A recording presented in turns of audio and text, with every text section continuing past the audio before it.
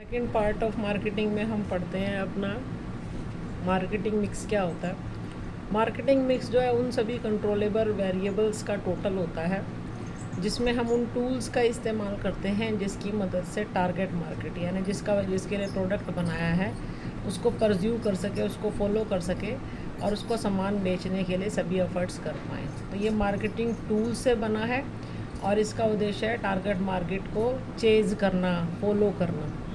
इसमें दो तरह के वेरिएबल्स होते हैं, कंट्रोलेबल और अनकंट्रोलेबल। अनकंट्रोलेबल वेरिएबल्स वही हैं जो बिज़नेस एनवायरनमेंट में पड़े हैं, बस पता होना चाहिए अनकंट्रोलेबल है, इसको इस चैप्टर में नहीं करना है हमें। और कंट्रोलेबल वेरिएबल में ये आता है प्रोडक्ट का नाम क्या रखेंगे, कैसे बेचेंगे, कहाँ बेचेंगे आदि। तो हम इसमें सिर्फ कंट्रोलेबल वेरिएबल्स को पढ़ेंगे। तो इसमें वो है मार्केटिंग मिक्स के एलिमेंट्स। पहला है प्रोडक्ट, दूसरा है प्राइस, तीसरा है प्लेस और चौथा है प्रमोशन। प्रोडक्ट में प्रोडक्ट क्या होगा, कैसा होगा, कैसी पैकेजिंग होगी, कैसी लेबलिंग होगी, क्या नाम रखेंगे, ये निर्धारित किया जाता है। मेनली तीन चीज़ें ही प्रोडक्ट में करनी है, ब्रांडिंग, लेबलिंग और पैकेजिंग। प्रोडक्ट क्या होता है? यूटिलिटीज़ का बंडल, उपयोगिताओं का बंडल होता है जो ग्राहक की आवश्यकता को संतुष्ट करता है। इसमें तीन जो इसके एस्पेक्ट है, पहला ब्रांडिंग। ब्रांडिंग का मतलब है प्रोडक्ट का नाम रखना। नाम जो है वो प्रोडक्ट के अनुरूप होना चाहिए, छोटा होना चाहिए, याद रखने में आसान होना चाहिए। एक रजिस्टर्ड ब्रांड नेम को हम जो है ट्रेडमार्क बोलते हैं, क्योंकि अगर हमने इसको रजिस्टर करा लिया तो फिर कोई और संस्था या फैक्ट्री, कंपनी जो है हमारे जैसे प्रोडक्ट का नाम सेम नहीं रख सकती। ब्रांड जो है आगे चलकर कंपनी की रेपुटेशन को भी मेंटेन करने में हेल्प करते हैं। जैसे हम बाटा एक ब्रांड नेम है, कंपनी का नाम भी है और ब्रांड नेम भी है, हाँ ये नाम से चलता है। इसी प्रकार लिबर्टी भी, इसी प्रकार एडिडास भी। ना केवल ये प्रोडक्ट का नाम है बल्कि ये कंपनी को रिप्रेजेंट करते हैं। जहाँ एडिडास का नाम ले लिया वो प्रोडक्ट भी है, कंपनी भी है, इससे कंपनी की इमेज जो है वो शो होती है। लेबल के अंदर हम लिखते हैं कि कुछ बेसिक इन्फॉर्मेशन, प्रोडक्ट कैसे बना है, कैसे यूज़ करना है, एमआरपी क्या है, एक्सपायरी डेट क्या है। कुछ जगह लेबल्स जो है कंपलसरी होते हैं, जैसे दवाइयों के ऊपर अगर इनमें लेबल नहीं है तो कंपनी जो है इसके लिए लायबल है और कंपनी के ऊपर फ़ाइन लग सकता है। ब्रांड में जो इसमें ब्रांडिंग में तीन चीज़ें आती हैं। पहला है ब्रांड।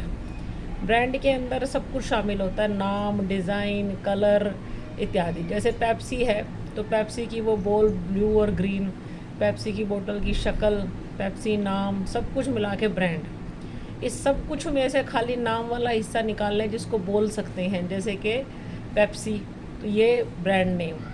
मार्क, ब्रांड मार्क होता है वो निशान जिसको बोल नहीं सकते, देख सकते हैं, वो बॉल जो होती है ना रेड और ब्लू कलर की। ट्रेड मार्क होता है अगर हम ब्रांड को रजिस्टर्ड करा लें, चाहे नाम को चाहे लोगो को, तो वो ट्रेड मार्क होता है। ब्रांडिंग से एक प्रोडक्ट की पहचान होती है, इवन प्रोडक्ट की गुडविल भी मार्केट में बनती है।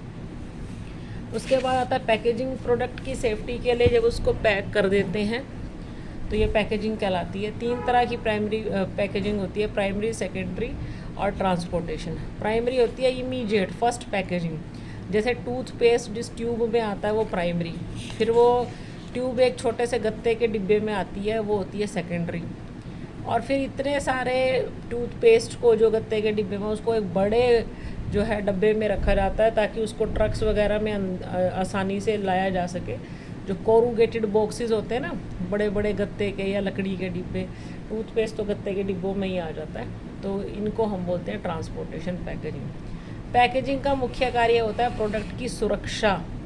प्रोडक्ट जो है मॉइस्चर से, रेन से, इंसेक्ट्स से या पेस्ट से इत्यादि से जो है सेफ रहे। प्रोडक्ट की पैकेजिंग आजकल लेबल का भी काम करती है, क्योंकि उसी के ऊपर लेबल से संबंधित सभी आइटम्स जो जानकारी वाले होते हैं वो दिए होते हैं। लेबलिंग भी हो गया, ब्रांडिंग भी हो गया, पैकेजिंग भी, ये तीनों जो हैं प्रोडक्ट की पहचान में भी सहायक होते हैं। ब्रांडिंग भी प्रोडक्ट की पहचान में सहायक है, लेबलिंग भी सहायक है। और लेबल और जो है प्रोडक्ट की ग्रेडिंग में भी हेल्प करता है कि कौन से ग्रेड का है, क्योंकि लेबल पे ही लिखा होता है ये मुरब्बे, ये जैम, ये अचार कौन से ग्रेड के हैं, और उसको उसी के अकॉर्डिंग सेल वैल्यू उसकी निर्धारित होती है। तो प्रोडक्ट में ये तीन चीज़ें थी हमारी। दूसरा है प्राइसिंग। प्रोडक्ट कितनी कीमत पर बेचा जाना है इसको निश्चित करना प्राइसिंग कहलाता है। प्रोडक्ट को बेचने से पहले उसके प्राइस को निर्धारित करते वक्त हम कुछ चीज़ों का ध्यान रखते हैं। पहला है प्रोडक्ट की कॉस्ट। कॉस्ट 3 चीज़ों से मिलकर बनी है, फिक्स्ड कॉस्ट, वेरिएबल कॉस्ट और सेमी वेरिएबल कॉस्ट। तो कोई भी कंपनी जो है प्रोडक्ट को वेरिएबल कॉस्ट से कम में नहीं बेचती है, कम से कम उसकी वेरिएबल कॉस्ट ज़रूर पूरी होनी चाहिए। अगर कंपनी अपनी प्रोडक्ट की वेरिएबल कॉस्ट नहीं कवर कर पाती है तो वो कंपनी अपना प्रोडक्शन शट डाउन कर देती है। दूसरा है यूटिलिटी एंड डिमांड। जितनी प्रोडक्ट की मार्केट में यूटिलिटी है या मांग है, प्रोडक्ट की कीमत उतनी ही ज़्यादा होती है। तीसरा है कंपटीशन। अगर कंपटीशन ज़्यादा होगा तो हमें प्रोडक्ट का प्राइस कम रखना पड़ेगा, अदरवाइज़ लोग हमारा प्रोडक्ट छोड़कर ग्राहक जो हैं कॉम्पिटिटर का प्रोडक्ट ले लेंगे। और अगर कॉम्पिटिटर नहीं है तो हम प्रोडक्ट की कीमत ज़्यादा भी रख पाते हैं। चौथा है गवर्नमेंट एंड लीगल रेगुलेशन। जैसे अनाज के केस में सरकार मिनिमम सप्लाई प्राइस MSP निर्धारित करती है, इससे कम कीमत नहीं हो सकती। कुछ चीज़ में मैक्सिमम रिटेल प्राइस भी MRP भी फिक्स करती है, उससे ज़्यादा नहीं हो सकती। नेक्स्ट है प्राइसिंग ऑब्जेक्टिव। अगर आपका उद्देश्य है मार्केट शेयर ज़्यादा लेना, कि आपका सामान ज़्यादा बिके, कॉम्पिटिटर का कम बिके, तो आपको कीमत कम रखनी पड़ेगी कॉम्पिटिटर से। अगर आप चाहते हैं कि स्टार्टिंग में ही आपका सारा जितना भी आपने रिसर्च में पैसा यूज़ किया है वो कवर हो जाए, तो आप प्रोडक्ट की कीमत ज़्यादा रखते हैं। मतलब अगर आप मार्केट में लीड करना चाहते हैं तो प्राइस कम रखना ही पड़ेगा आपको। और अगर आप मार्केट में सिर्फ सर्वाइव करना चाहते हैं तो उस केस में आपको अपने कॉम्पिटिटर के बराबर जो है वो प्राइस रखना पड़ता है। अगर आप प्रोडक्ट की क्वालिटी में अग्रणी होना चाहते हैं, आप चाहते हैं कि क्वालिटी जो है आपकी दूसरों की तुलना में अच्छी रहे, तो थोड़ी सी कीमत जो है वो ज़्यादा भी चल जाती है, क्योंकि आप ज़्यादा पैसा रिसर्च में पहले ही खर्च करके आए हैं।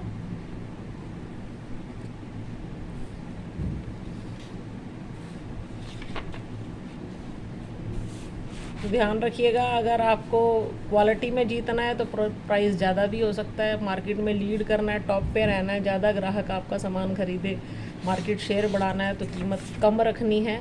और अगर कॉम्पिटिटिव मार्केट में जा रहे हो तो आप प्रोडक्ट का प्राइस उनसे ज़्यादा कभी नहीं रख सकते। ज़्यादा रखोगे तो आप मार्केट में उनको जीत नहीं पाओगे। इसलिए कॉम्पिटिटिव मार्केट में आपको सामान को जो है या तो उनके बराबर की कीमत रखो या उससे कम। उसके बाद अब मार्केटिंग मेथड कौन सा आप इस्तेमाल कर रहे हो। अगर आप ज़्यादा लोगों को चेन में शामिल कर रहे हो, एडवर्टीज़मेंट ज़्यादा है, सेल्समैन है और ग्राहकों को क्रेडिट फैसिलिटी भी देते हो, उधार की भी, फ्री होम डिलीवरी भी देते हो, तो डेफिनेटली प्राइस थोड़ा ज़्यादा ही रखना पड़ेगा इन सब चीज़ की कॉस्ट को कवर करने के लिए। और अगर आप सीधा ऑनलाइन शॉपिंग कर रहे हैं, ऑनलाइन सेल कर रहे हो, तो उसमें कंपैरेटिवली कॉस्ट ऑफ ट्रांसपोर्टेशन हो गई और ये सेल्समैन हो गई, ये कंपैरेटिवली कम होती है, तो प्रोडक्ट की कीमत थोड़ी कम भी हो जाती है। तो प्रोडक्ट के प्राइस को जो है निर्धारित करने वाले तत्वों में से एक प्रश्न कम से कम ज़रूर आएगा, चाहे वो प्रोडक्ट की कॉस्ट का आए, चाहे गवर्नमेंट के रूल्स आए, कुछ भी आएगा।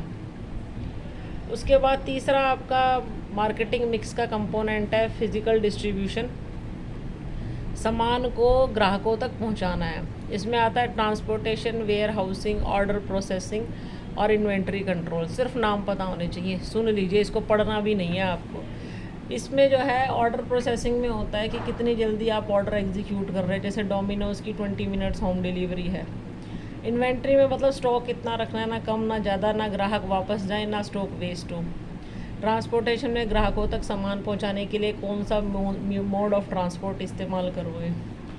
और वेयर हाउसिंग में प्रोडक्ट की क्वालिटी और नेचर के अनुसार किस प्रकार के वेयर हाउस जो है गोदाम आप चूज़ करोगे।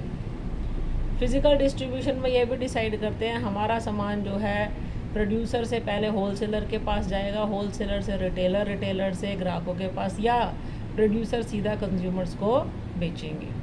फिज़िकल डिस्ट्रीब्यूशन में सिर्फ डिस्कशन के लिए इतना करना है, प्राइसिंग पूरा करना है आपको, उसको प्रभावित करने वाले तत्व, प्रोडक्ट पूरा करना है, ब्रांडिंग, लेबलिंग और पैकेजिंग। जितना मैंने बताया सफिशिएंट है, पढ़ने की भी ज़रूरत नहीं है इसमें, बस बेसिक याद रखना। पैकेजिंग में प्रोडक्ट सेफ्टी होती है, लेबलिंग जो होती है इंफॉर्मेटिव, उससे प्रोडक्ट का प्रमोशन भी होता है और ग्रेडिंग भी होती है।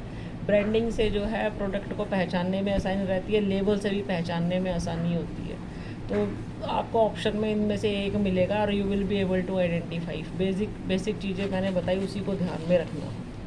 चौथा आपका आता है प्रमोशन मिक्स। प्रमोशन का मतलब बिक्री को बढ़ाने के लिए आप कौन कौन सी तकनीकों का इस्तेमाल करते हो। तो इसमें 4 हैं, एडवर्टीज़मेंट है, सेल्स प्रमोशन है, पर्सनल सेलिंग है और पब्लिसिटी या पब्लिक रिलेशन है। देखिए एडवर्टीज़मेंट ध्यान से सुनिएगा, पेड फॉर्म ऑफ कम्युनिकेशन है, इसके लिए खर्च करना पड़ता है। स्पॉन्सर किया जाता है। स्पॉन्सर मतलब एडवर्टीज़मेंट करने वाली कोई संस्था, कोई एजेंसी होती है, वो उसको स्पॉन्सर बोलते हैं, जो एडवर्टीज़मेंट करता है, जो इसका खर्चा उठाता है। तो अगर हमने किसी एजेंसी को ठेका दिया, एजेंसी खर्चा करेगी, लेकिन एजेंसी को भी हम ही ने पैसे दिए होते हैं। पेड होता है और इससे मास कम्युनिकेशन होता है। मास मतलब पूरी जनता को एक बार कम्युनिकेट करते हैं। फेस टू फेस नहीं होता है, से एक बार में इतने लोगों को कम्युनिकेट करते हैं। तुरंत फीडबैक नहीं मिलती है, क्योंकि सिर्फ आपने जो है एडवर्टीज़मेंट कर दिया, ग्राहकों को कुछ पूछना है तो वो पूछ नहीं सकते एडवर्टीज़मेंट के माध्यम से। वन वे कम्युनिकेशन है, एक तरफा है, क्योंकि सिर्फ आप ही ग्राहकों से बात कर पा रहे हैं, ग्राहक आपसे बात नहीं कर पा रहे हैं। पर्सनल सेलिंग इसका उल्टा है। पर्सनल सेलिंग में क्या होता है, फेस टू फेस ग्राहक को सेल्स बॉय सेल्स गर्ल सामान बेचते हैं, जैसे आपके घर भी कभी बेचने आते होंगे। नंबर 1 फेस टू फेस है। नंबर 2 टू वे है, दोनों एक दूसरे से क्वेश्चन पूछ सकते हैं। नंबर 3 फीडबैक तुरंत होती है, कि आप ग्राहक को कुछ पूछना है तो तुरंत पूछ सकता है। इससे रिलेशनशिप्स अच्छे बनते हैं ग्राहक के और विक्रेता के। एडवर्टीज़मेंट जो है उससे रिलेशन अच्छे नहीं बनते। एडवर्टीज़मेंट महंगा ज़्यादा होता है, पर्सनल सेलिंग महंगी नहीं होती है। तीसरा है आपका सेल्स प्रमोशन। प्रमोशन के अंदर सेल्स प्रमोशन आता है। बिक्री को बढ़ाने के लिए जो शॉर्ट टर्म तरीके, इंसेंटिव इस्तेमाल करते हैं, जैसे डिस्काउंट देना, रिबेट देना, एक के साथ एक प्रोडक्ट फ्री। जैसे अब दिवाली आ रही है तो स्टॉक क्लियर करने के लिए सेल्स लगेंगी, 10% ऑफ, 20% ऑफ। रिबेट लगेगा। रिबेट जो है वो स्टॉक क्लियरेंस के लिए होता है। डिस्काउंट हम वैसे कभी भी दे सकते हैं, 5% ऑफ, 10% ऑफ। बस नाम पता होने चाहिए, करके नहीं देखना। बुक में 12-13 दे रखे, हमें कुछ पढ़ने भी नहीं है वो। आपको मैंने आइडिया दिया, इसमें बस शॉर्ट टर्म टेक्निक है। लकी ड्रॉ होता है कि आप प्रोडक्ट खरीदो, एक पर्ची निकलेगी, एक नंबर होगा, महीने के अंदर में सभी पर्चियाँ डाल लेंगे, एक पर्ची पिक करेंगे, जो जीत गया उसको गाड़ी मिलेगी। ऐसे तरीके होते हैं, सिर्फ सुन लो। लास्ट होता है आपका पब्लिक रिलेशन या पब्लिसिटी। अपने संबंध जनता से अच्छे बनाए रखने के लिए कंपनी एक पब्लिक रिलेशन डिपार्टमेंट की स्थापना करती है अपने विभाग में। और ये पब्लिक रिलेशन डिपार्टमेंट कुछ ऐसी एक्टिविटीज़ करता है जिससे समाज में हमारा नाम हो। जैसे कंपनी की पूरी हिस्ट्री और ऑपरेशंस के बारे में अखबार में छपवाना। कंपनी का एनुअल फंक्शन है तो उसके बारे में सारी जानकारी, कंपनी कब बनी, क्या इसके ऑब्जेक्टिव है, क्या क्या एक्सेल कर रही है, वो छापना। किसी सेलिब्रिटी द्वारा प्रोडक्ट को प्रमोट करवाना, जैसे गुजरात टूरिज़्म है ना, वो अपने टूरिज़्म की पब्लिसिटी अमिताभ बच्चन के माध्यम से कराता है, उनको ब्रांड एम्बेसडर बना देता है अपने टूरिज़्म का। किसी स्पोर्ट्स पर्सन को हम बना देते हैं कि आप इसको जो है इसके बारे में एडवर्टाइज़ करेंगे या टीवी पर बोलेंगे तो लोग इसको फॉलो करेंगे।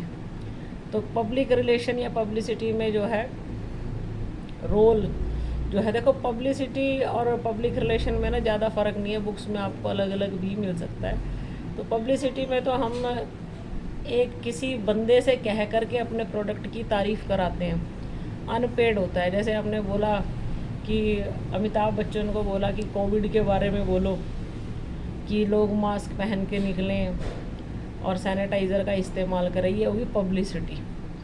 पब्लिक रिलेशन में जनता से अपने संबंध अच्छे बनाए रखने के लिए भी हम यही कर सकते हैं।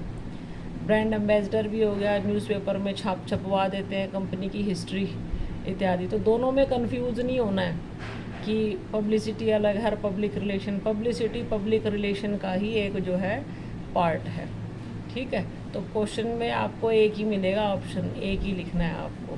तो don't be confused in it, public relation के अंदर ही पब्लिसिटी आता है। उसके बाद है कैसे कैसे पब्लिक रिलेशन बना सकते हैं हम।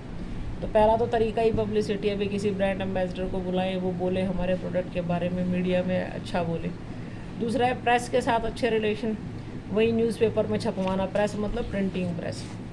तीसरा है कॉरपोरेट कम्युनिकेशन। कॉरपोरेट मतलब कंपनी अपना एनुअल रिपोर्ट न्यूज़पेपर में आप देखते हो ना कि अपने P&L अकाउंट बैलेंस शीट छपवाती रहती है।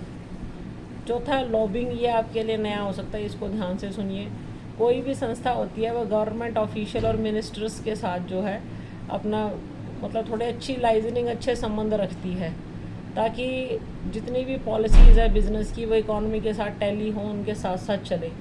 तो अगर हम ऐसे मिनिस्टर्स के साथ या डेमोक्रेट्स जो, या यूँ कह लो जो डिप्लोमेट्स, सॉरी डेमोक्रेट्स नहीं, डिप्लोमेट्स जो होते हैं उनके साथ अपने अच्छे रिलेशंस रखते हैं, तो वो लोग भी जो है हमारे प्रोडक्ट को प्रमोट करते हैं, हमारी सर्विस को प्रमोट करते हैं। तो उनसे अच्छे रिलेशंस, जैसे आपने अक्सर देखा होगा कि जो अंबानीज़ हैं, रिलायंस इंडस्ट्री के मालिक हैं, जितने भी हमारे वो इंडस्ट्री मिनिस्टर होते हैं, जो भी इंडस्ट्री मिनिस्टर होता है या प्राइम मिनिस्टर, इनके उनसे अच्छे रिलेशन हैं, तो ये लॉबिंग हो जाती है। तो जब भी ये लोग इकोनॉमिक पॉलिसीज़ का निर्धारण करते हैं ना मिनिस्टर्स, ये फिर बड़े बड़े इंडस्ट्रियलिस्ट को का ख्याल रखते हैं। ख्याल इन द सेंस कि ये थोड़ा सोचते हैं कि अगर हम इस पॉलिसी को लागू करें तो इन बिजनेसमैन को फ़ायदा हो रहा है या नहीं। तो अगर जो हम डिप्लोमेट से, मिनिस्टर से अच्छे संबंध बना के रखते हैं, इवन टैक्स ऑफिसर्स से, ताकि हम टैक्स जो है वो सही पे कर पाए, उनसे जानकारी मिलती रहे हमें। तो पब्लिक रिलेशन डिपार्टमेंट है वो अपने रूल्स एंड रेगुलेशन जो होते हैं उनको टैली करता रहता है कि हमारे रूल्स रेगुलेशन वैसे ही चले जैसे इकोनॉमी में बाकी मिनिस्ट्रीज़ में चल रहे हैं। तो जो बिज़नेस में चल रहा है वो हमारी इंडस्ट्रियल मिनिस्ट्री जो है उसके पैरेलल चलना चाहिए। नेक्स्ट है काउंसलिंग। काउंसलिंग में क्या होता है, जो जनरल इशू होते हैं जनता के, कंपनी उनसे संबंधित कोई पर्टिकुलर आइटम पिक कर लेती है, जैसे कि चाइल्ड लेबर, उसको रोकने के लिए कोई कंपनी कैंपेन चलाती है, एनवायरनमेंट को बचाने के लिए कोई कैंपेन चलाती है, तो कंपनी हाईलाइट हो जाती है कि इस कंपनी ने जो है समाज सेवा के लिए ये किया, और लोगों को अवेयर कराती है इस बारे में, जगह जगह नुक्कड़ नाटक करती है कि लोग एनवायरनमेंट को प्रोटेक्ट करें, चाइल्ड लेबर जो है उसका यूज़ ना करें। तो देखो इसमें लॉबिंग थोड़ी सी डिफ़िकल्ट हो सकती है आपके लिए, बाकी ईजी है। इसका सीधा से मतलब ये है कि गवर्नमेंट ऑफिशियल और अदर मिनिस्टर्स जो होते हैं इसके साथ कंपनी जो है डील करे तरीके से। गवर्नमेंट जो है वो अच्छे रिलेशन रखना चाहती है अपने कॉमर्स और इंडस्ट्री के साथ, तो गवर्नमेंट से बना के रखे, पॉजिटिव काम करे, जिससे गवर्नमेंट भी खुश और पब्लिक भी खुश। तो हमने 4 पढ़े। एडवर्टीज़मेंट में कोई दिक्कत नहीं आएगी, पर्सनल सेलिंग में नहीं। सेल्स प्रमोशन जो है उसमें शॉर्ट टर्म जो है इंसेंटिव इस्तेमाल करते हैं, जैसे डिस्काउंट, प्रीमियम मतलब एक के साथ एक चीज़ फ्री, या प्रोडक्ट कम्बिनेशन, टूथपेस्ट के साथ टूथब्रश फ्री आदि। चौथा आपका है पब्लिक रिलेशंस। पब्लिक रिलेशन के अंदर ही पब्लिसिटी आती है, तो अपने संबंध जनता से अच्छे बनाए रखने के लिए न्यूज़पेपर के थ्रू पब्लिसिटी कराओ, अपनी प्रेस रिलेशन, अपना कोई अपने बारे में, कंपनी के बारे में कुछ छापो, और प्रोडक्ट की पब्लिसिटी भी कराई जा सकती है। और वो पब्लिसिटी हम जो है डिफरेंट तरीक़ों से, जैसे कोई वर्ल्ड कप है उसको होस्ट करती है पेप्सी, तो ये पब्लिसिटी है, बार बार उसका एडवर्टीज़मेंट आता है वर्ल्ड कप के दौरान, सभी लोग पेप्सी पी रहे होते हैं, जगह जगह लोगो लगा होता है पेप्सी का, वो ग्रीन और रेड और ब्लू बॉल, तो ये पब्लिसिटी होती है। तो ये इसमें है, एक क्वेश्चन आपको एडवर्टीज़मेंट में से ज़रूर मिलेगा, एक कम से कम, एक 2 भी हो सकते हैं। पर्सनल सेलिंग में से मिलेगा, एक आपको सेल्स प्रमोशन में से मिलेगा, और एक आपको इसमें पब्लिक रिलेशन। चारों में से मेरे हिसाब से एक प्रश्न आना चाहिए। अगर इसमें से केस स्टडी नहीं आती है ना 6 नंबर वाली, तो इन चारों में से कम एक क्वेश्चन आपको मिलेगा। तो पूरे मार्केटिंग के चैप्टर में एक तो हमने पढ़े मार्केटिंग की फ़िलॉसफीज़ जो 5 हैं, एक हमने पढ़ी फंक्शंस में से भी 2-3 क्वेश्चन है, ग्रेडिंग का अक्सर आता है, स्टैंडर्डाइजेशन का अक्सर आता है क्वेश्चन, और प्रोडक्ट डिज़ाइन का अलग आता है, प्रोडक्ट डेवलपमेंट का आता है, डेवलपमेंट में डिज़ाइनिंग होती है, और पहला गैदरिंग इन्फॉर्मेशन, वो भी अक्सर क्वेश्चन पूछा जाता है। तीसरा हमारा आता है ये मार्केटिंग मिक्स, जिसमें प्रोडक्ट, प्राइस, प्लेस, प्रमोशन है। प्रोडक्ट में ब्रांडिंग, लेबलिंग, पैकेजिंग करनी है। प्राइसिंग में प्राइस को प्रभावित करने वाले तत्व करने हैं। प्रमोशन में ये 4 हैं, sales promotion, advertisement, public relation और पर्सनल सेलिंग, और जो लास्ट बच गया आपका फिज़िकल डिस्ट्रीब्यूशन, उसमें सिर्फ ये याद रखना है कि कहाँ कैसे हम ग्राहकों तक सामान पहुँचाएँ। Thank you.